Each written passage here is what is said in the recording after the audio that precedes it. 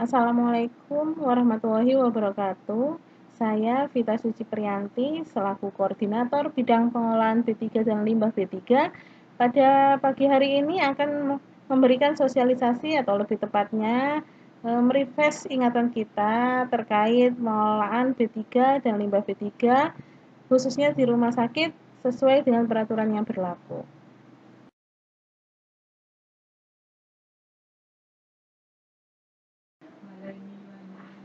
Adapun tujuan umum sosialisasi pada pagi hari ini yaitu peserta mampu memahami pengelolaan bahan berbahaya dan beracun serta limbahnya sesuai dengan peraturan dan perundang-undangan yang berlaku. Sedangkan tujuan khususnya yaitu menjelaskan tentang B3 dan limbah B3, melakukan identifikasi dan inventarisasi B3 serta limbahnya di rumah sakit, komunikasi B3 terkait MSDS, serta melakukan pengolahan B3 dan limbahnya di rumah sakit.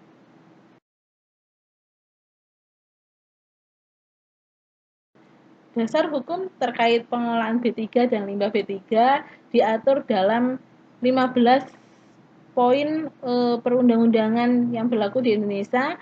Yang utama yaitu UU 32 tahun 2009 tentang perlindungan dan pengolahan lingkungan hidup.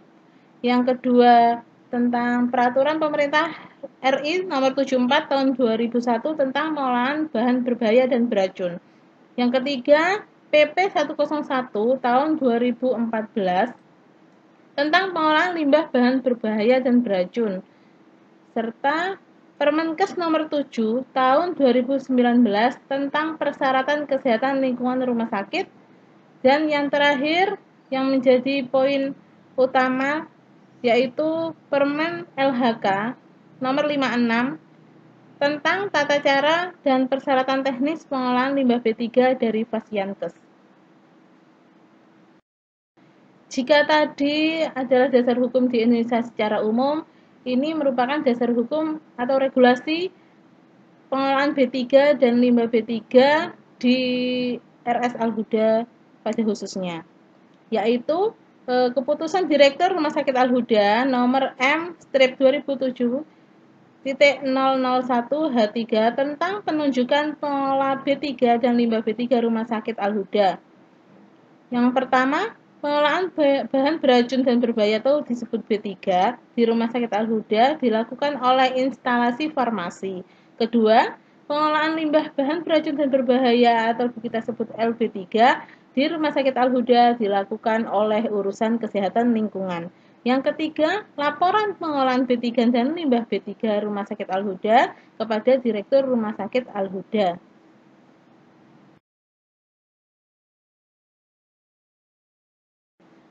Rumah sakit itu merupakan pengguna B3 dalam jumlah besar dan juga penghasil limbah B3 dalam jumlah besar. Maka kenapa B3 dan limbah B3 di rumah sakit perlu pengolahan lebih lanjut? Mengapa pengolahan B3 dan limbah B3 itu penting? Karena jika tidak dilakukan pengolahan yang baik, maka akan menimbulkan dampak yang besar, serta terganggunya keberlanjutan usaha atau kegiatan. Kepercayaan masyarakat akhirnya berkurang dan terkait pembiayaan juga sangat besar, dan yang paling menakutkan yaitu sanksi pidana.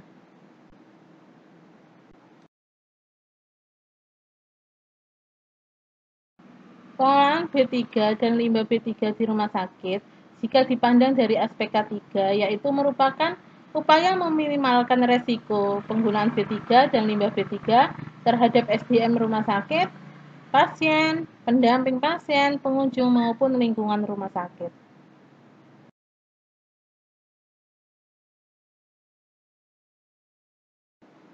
Setelah tadi kita mendengar kata B3 dan limbah B3, tapi kita belum tahu apa arti B3 itu sendiri. B3 yaitu bahan berbahaya dan beracun, di mana artinya yaitu zat, energi atau komponen lain yang karena sifat, konsentrasi atau jumlahnya baik secara langsung maupun tidak langsung dapat mencemarkan dan merusak lingkungan dan membahayakan lingkungan hidup, baik itu kesehatan serta kelangsungan hidup manusia dan makhluk hidup lain.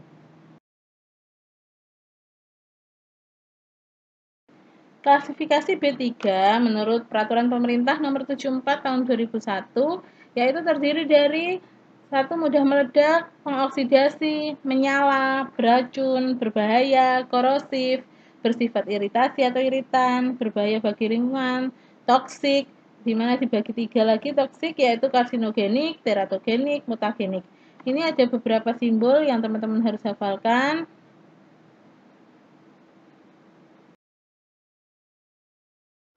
Ini ada beberapa contoh bahan B3 yang ada di Rumah Sakit Al-Huda sesuai dengan jenis B3-nya, yaitu misalnya yang iritan atau yang bersifat iritasi, misalnya cairan A1 punya HD, Prostek, Fixer, Baiklin. Untuk yang pengoksidasi bisa alkohol, acetic gel, spiritus, pertalite, solar, dan O2.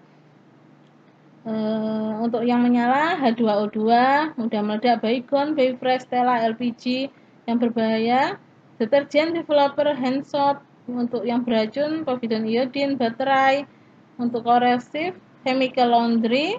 Yang berbahaya bagi lingkungan CFC, freon, merkuri, di mana merkuri ini sekarang sudah tidak diperbolehkan untuk digunakan di alat kesehatan. Sudah ada penarikan untuk alat medis yang mengandung merkuri. Untuk yang toksik, yaitu obat-obatan untuk kanker, serta formalin. Untuk pengolahan B3 di rumah sakit, sesuai standar akreditasi, yaitu 1. Inventarisasi B3 di rumah sakit, selalu updating data. Yang kedua, penanganan, penyimpanan, dan penggunaan yang aman, serta pelaporan dan investigasi dari tumpahan, paparan, dan insiden lainnya. Selanjutnya yaitu penanganan dan pembuangan limbah bahan berbahaya yang sesuai dengan peraturan, perizinan yang berlaku, pemasangan label dan simbol bahan berbahaya serta limbahnya. Poin terakhir ini yang sering kita abaikan. Maka perlu perbaikan untuk kedepannya terkait pemasangan label dan simbol. Untuk identifikasi B3 di rumah sakit, hal yang sederhana yang bisa kita lakukan, misalnya memberi keterangan terkait B3 itu apa yang diidentifikasi, misalnya jenis B3 apa, namanya apa, bahan bakunya apa, digunakan untuk apa, nah itu, dan serta digunakan oleh siapa. Itu keterangan minimal yang bisa kita berikan pada B3 yang ada di Rumah Sakit Al-Huda. Untuk identifikasi secara lengkap, bisa kita buat dengan daftar yang berisi nama B3, bentuk atau fase B3, volume B3, ruang pengguna, sifat atau karakteristik B3 serta simbolnya, ketersediaan MSDS, cara penyimpanan B3, skala risiko, dan ketersediaan SPO atau emergency kit dan APD.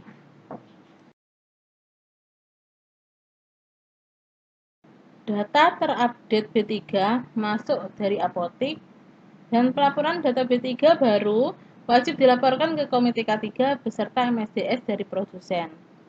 Untuk daftar distribusi B3 yang di farmasi, jadi sebelum B3 itu didistribusikan, petugas harus mengisi daftar. Ini seperti contohnya ya. Ini contoh daftar distribusi B3, di mana isinya ada nama petugas, tanggal pengisian, nama unit kerja, nama B3-nya. Bisa dibaca sendiri ya.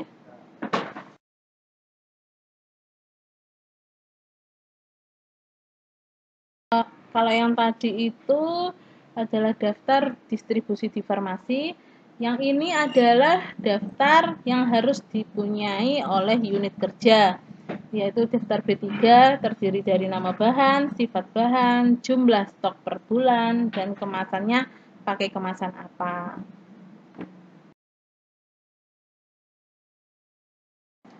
Ruang penyimpanan bahan beracun dan berbahaya atau B3, kalau di Al-Huda yaitu gudang farmasi, harus memenuhi beberapa persyaratan yang wajib, yaitu harus terdapat daftar jenis B3 dan jumlahnya.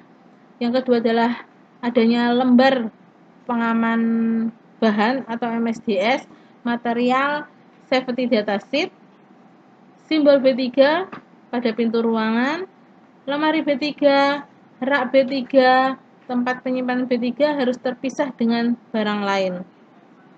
SPO penyimpanan B3, penggunaan B3 dan pembuangan limbah B3 juga harus ada di sana. Spill kit, APD, EWOS, shower emergency, sarana APAR, kantong plastik limbah, termometer, dan kartu stok B3 juga wajib harus ada di gudang farmasi. Sehingga ketika kita sudah tahu persyaratan yang ada, maka kita bisa mengaudit diri kita sendiri. Apakah di tempat kita sudah sesuai dengan peraturan yang berlaku. Dalam penyimpanan B3 juga harus diperhatikan terkait jenis B3. Jadi, tidak semua jenis B3 dapat disimpan dalam satu tempat. Misalnya, untuk jenis B3 yang beracun, itu tidak boleh dijadikan satu dengan padatan mudah terbakar. Kita bisa lihat dengan yang tanda silang itu merupakan yang tidak boleh dicampurkan atau tidak boleh didekatkan untuk proses penyimpanan B3.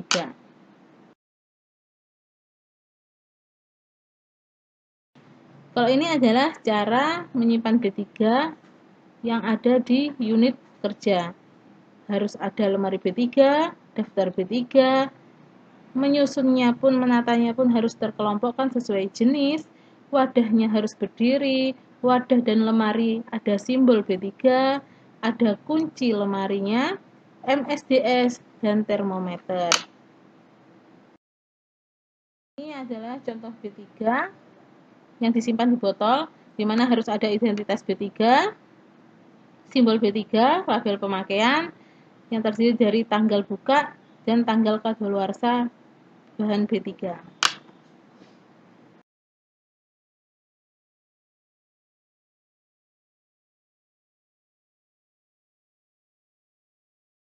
Ini contoh simbol yang ada di kemasan B3. Jadi, harus diperhatikan sebelum penggunaan.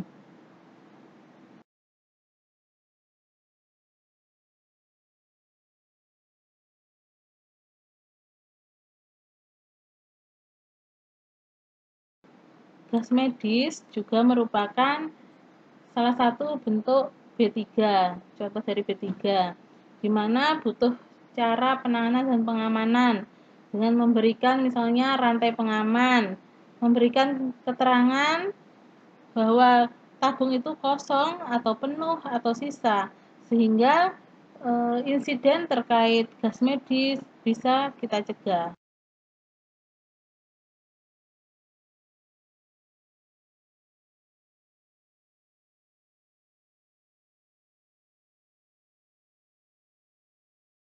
MSDS atau Material Safety Data Sheet yang biasa kita kenal yaitu informasi data keamanan bahan, di mana isinya merupakan uraian umum bahan, sifat fisik dan kimiawi, cara penggunaan, penyimpanan, hingga pengelolaan bahan buangan.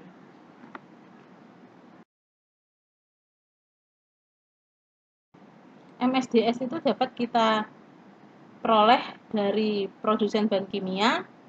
Jika kita tidak mendapatkan MSDS dari produsen, kita bisa cari di literatur K3, di perpustakaan, atau instansi terkait. Tapi diharapkan ketika ada pengadaan bahan B3 baru, kita harus mencantumkan penyediaan MSDS dari produsen tersebut dalam MOU. Jadi, semua bahan B3 yang digunakan di rumah sakit wajib harus memiliki MSDS.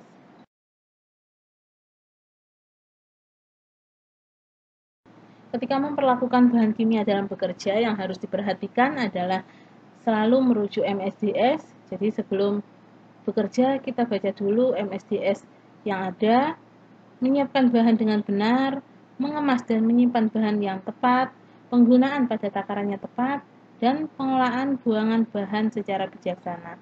Hal itu kita lakukan untuk mencegah terjadinya kecelakaan kerja atau penyakit akibat kerja.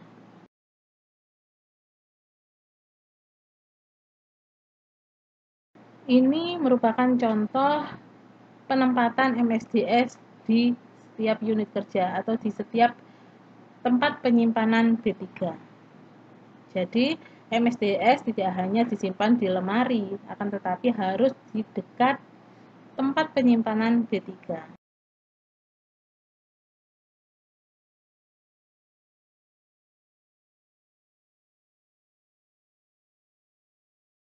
Lembar data keselamatan atau MSDS biasanya dikeluarkan oleh produsen B3 berdasarkan PP nomor 74 tahun 2001.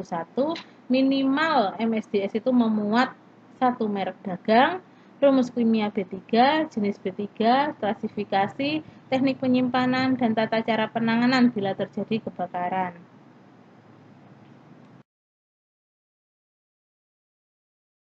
Limbah itu adalah sisa. Limbah bahan beracun dan berbahaya atau kita biasa sebut limbah B3 merupakan sisa suatu usaha atau kegiatan yang mengandung B3. Menurut peraturan pemerintah nomor 101 tahun 2014 pasal 3, di mana di sana berbunyi setiap penghasil limbah bahan berbahaya dan beracun atau B3 wajib mengelola limbah B3 yang dihasilkannya. Begitu juga kita, yaitu Rumah Sakit Al-Huda.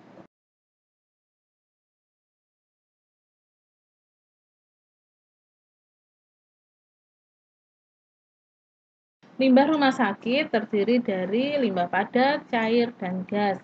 Limbah padat bisa dibagi lagi yaitu limbah domestik dan limbah medis. Limbah medis terdiri dari limbah infeksius, patologi, benda tajam, farmasi, sitotoksik, kimiawi, radioaktif, kontainer bertekanan, dan limbah dengan kandungan logam berat tinggi. Di mana limbah medis yang saya sebutkan tadi merupakan limbah bahan beracun dan berbahaya.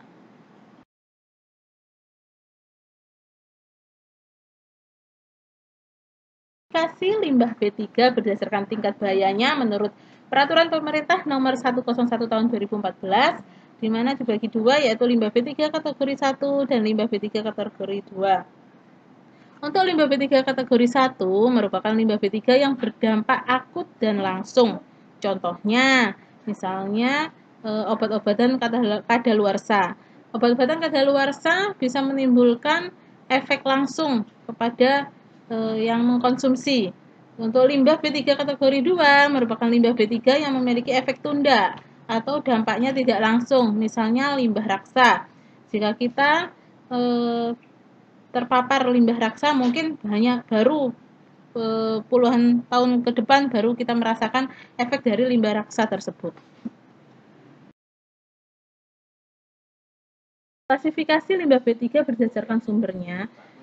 Menurut PP nomor 101 tahun 2014 dibagi 3 yaitu limbah B3 dari sumber tidak spesifik, misalnya bukan dari proses utamanya tetapi berasal dari kegiatan pemeliharaan alat, pencucian, dan pengemasan.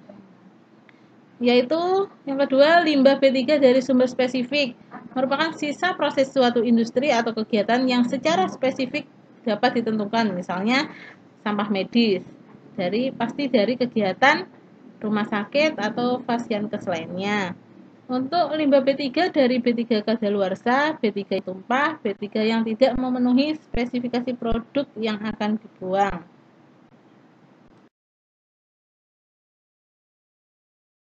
Dan investigasi dari tumpahan, paparan, dan insiden terkait B3 dan limbah B3, ada form tersendiri, form pelaporannya.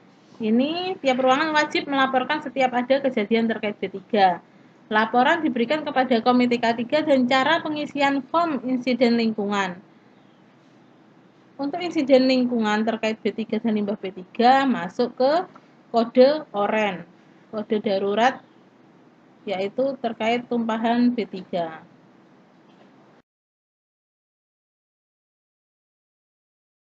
Tahapan pengolahan limbah B3 di Rumah Sakit Al-Huda yaitu terdiri dari pengurangan dan pemilahan, pengumpulan, penyimpanan sementara. Sedangkan untuk pengangkutan, pengolahan, penguburan, dan penimbunan itu dilakukan oleh pihak ketiga yang sudah bekerja sama dengan rumah sakit. Kegiatan pengurangan penggunaan B3 yaitu dengan menghindari penggunaan material yang mengandung bahan B3 apabila terdapat pilihan yang lain. Melakukan tata kelola yang baik setiap bahan atau material yang berpotensi menimbulkan gangguan kesehatan atau pencemaran lingkungan. Melakukan pemisahan aliran limbah menurut jenis, kelompok, dan karakteristik limbah. Melakukan tata kelola yang baik pengadaan bahan kimia dan bahan farmasi untuk menghindari terjadinya penumpukan dan kadaluarsa. Melakukan pencegahan dan perawatan berkala terhadap peralatan sesuai jadwal.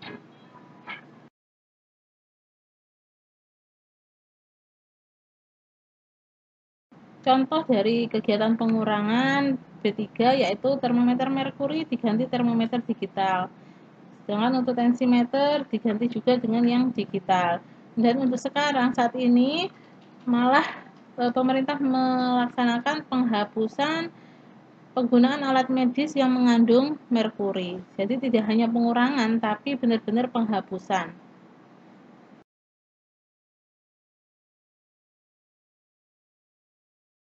Kegiatan pemilahan limbah B3 di Rumah Sakit Al-Huda sudah dilakukan dengan cukup baik, yaitu dengan memberikan tempat atau menyediakan tempat sampah yang berbeda sesuai dengan jenis limbah yang dihasilkan.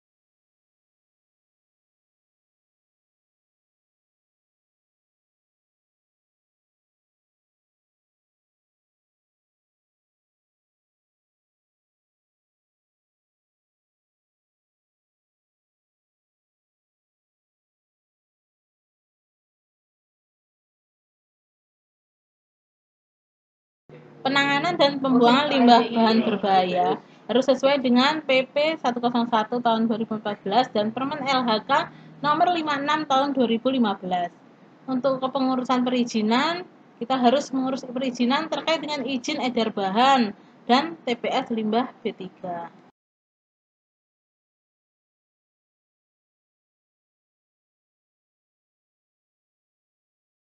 Merupakan tata cara pemberian label dan simbol B3.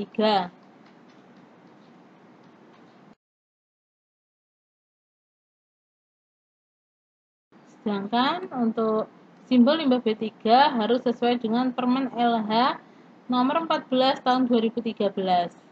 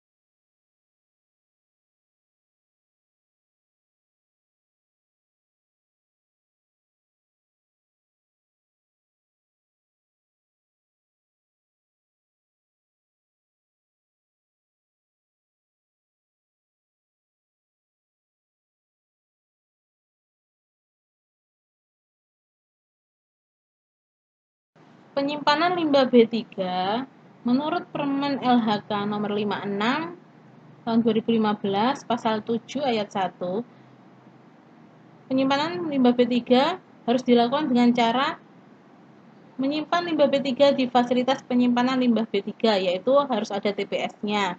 Menyimpan limbah B3 menggunakan wadah limbah B3 sesuai kelompok limbah B3. Penggunaan warna pada setiap kemasan atau wadah limbah sesuai karakteristik limbah B3, serta memberi simbol dan label B3 pada setiap kemasan atau wadah limbah B3 sesuai karakteristik limbah B3.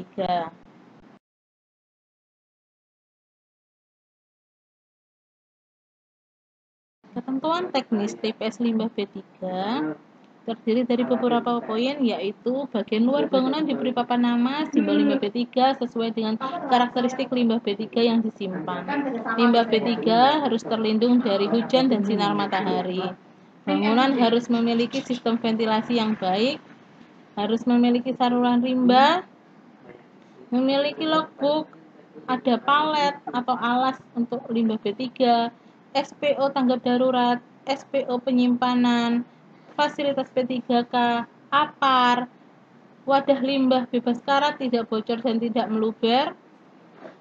Pengemasan limbah B3 harus sesuai dengan bentuk dan karakteristik limbah B3, dan pengemasan limbah B3 harus disertai dengan simbol, identitas penghasil, tanggal dihasilkan, dan tanggal pengemasan.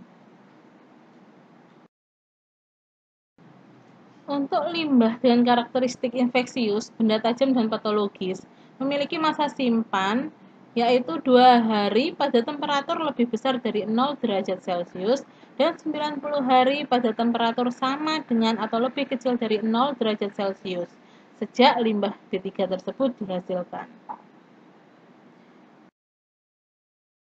Untuk limbah dengan jenis bahan kimia kadaluarsa, tumpahan atau sisa kemasan, radioaktif, farmasi, sitotoksik, peralatan medis yang memiliki kandungan logam berat, dan tabung gas atau kontainer bertekanan, memiliki masa simpan 90 hari untuk limbah B3 yang dihasilkan sebesar 50 kilo per hari, dan 180 hari untuk limbah B3 yang dihasilkan kurang dari 50 kilo per hari.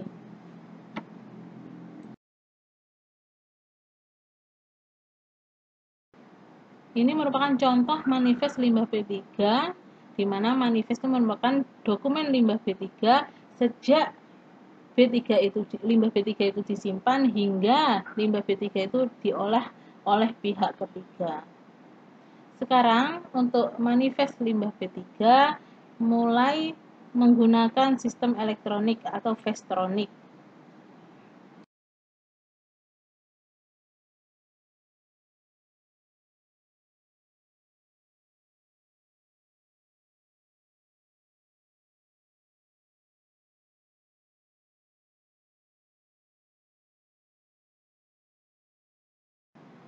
Model pengolahan limbah rumah sakit ada 2. Yang model 1 yaitu beberapa rumah sakit A, rumah sakit B, rumah sakit C bekerja sama dengan perusahaan X atau biasa kita sebut dengan pihak ketiga yang mendapatkan izin dari KLH untuk mengelola limbah B3 yang dihasilkan.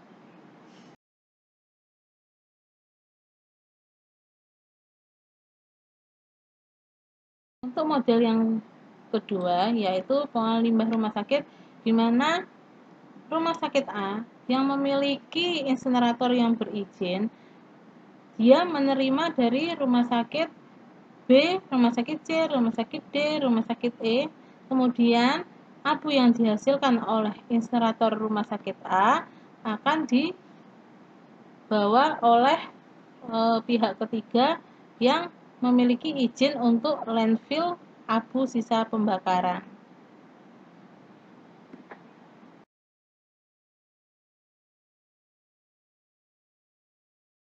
Penanganan tumpahan atau spill B3 dan limbah B3 yang perlu kita lakukan yaitu mengenali indikasi atau potensi tumpahan. Apakah kemasan itu bocor, pecah, bau yang tidak biasa, adanya tetesan atau genangan di sekitar kemasan, atau hilangnya tutup kemasan.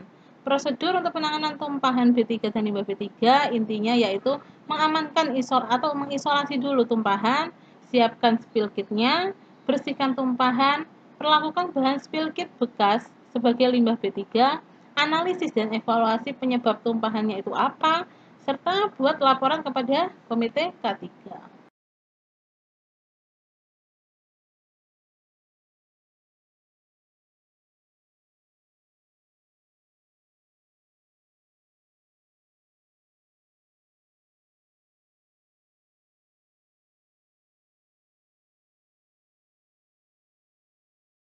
Macam-macam spill kit di Fasiankes, kita harus memiliki 4 jenis spill kit, yaitu spill kit untuk infeksi, chemical, radioaktif, serta sitotoksik.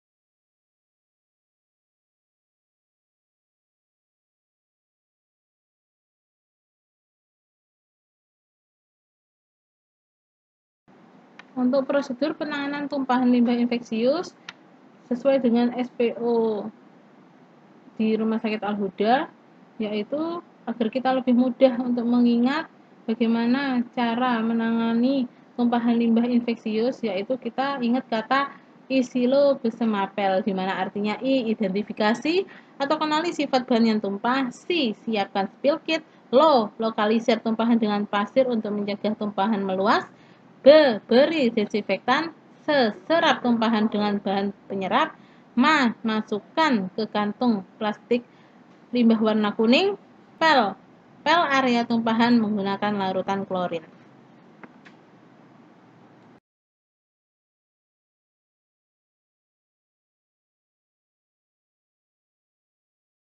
Kalau yang tadi adalah tumpahan bahan infeksius atau limbah infeksius, yang ini adalah tumpahan bahan kimia.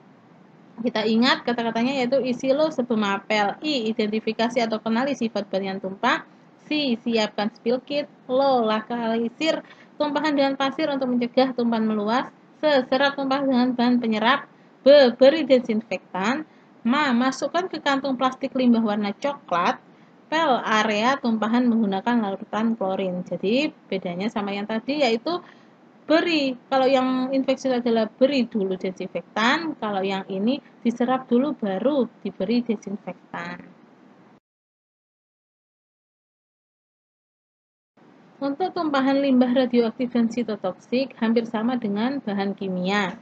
Yang membedakan yaitu kantong plastik yang digunakan. Untuk yang radioaktif kita gunakan kantongnya berwarna merah, sedangkan untuk yang sitotoksik kantong plastiknya yang berwarna ungu. Bedanya lagi dengan bahan kimia, kalau yang radioaktif dan sitotoksik tidak hanya dipel pada akhir penanganan tumpahan, tapi wajib digebyur total ruangan.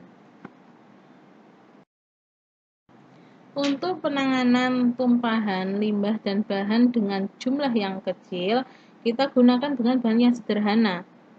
Jadi, ingat kata-kata isi bermas berpel, yaitu di mana I, identifikasi sifat bahan yang tumpah, siapkan spill kit, beri desinfektan, masukkan ke kantong plastik limbah sesuai dengan jenis limbahnya, yaitu coklat untuk bahan kimia, kuning untuk infeksius, dan beri air sabun untuk pembersih lantai. Kemudian, pel area tumpahan menggunakan larutan klorin. Ini bisa diterapkan ketika ada misalnya tumpahan urin, ceceran darah, atau muntahan pasien. B3 terkait pengolahannya perlu diinspeksi secara berkala. Bentuk dari inspeksi tersebut yaitu mengupdate data B3 di masing-masing ruangan atau unit kerja, mengetahui pengolahan B3 di unit kerja, kesesuaian dengan standar dalam pengolahan B3 di unit kerja, serta memberikan saran dan masukan ke unit kerja dalam handling B3.